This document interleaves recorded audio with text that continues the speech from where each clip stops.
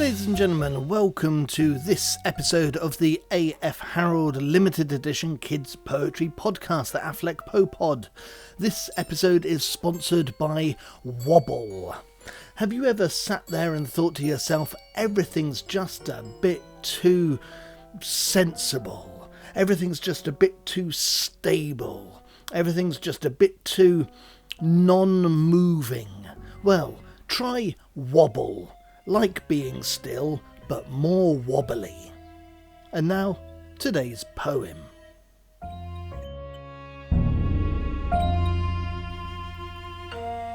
Smaller ones are better.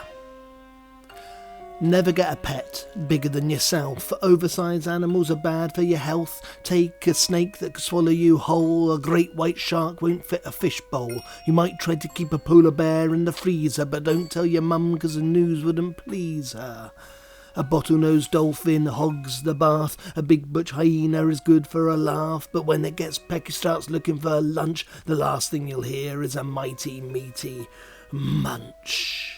And it's the same with the tiger, the same with the lion. Don't get a walrus and don't think of trying to befriend a blue whale. They're bigger than buses. And when the food bill arrives, then you'll see what a fuss is.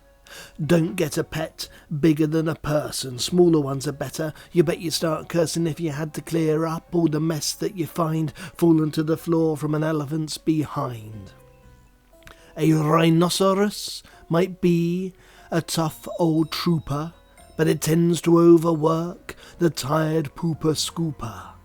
So stick to a stick insect, stick with the cat, befriend a little rabbit or a mouse or a rat or a sensible dog or a gerbil or a parrot, or smallest and safest, a crunchy, tender carrot.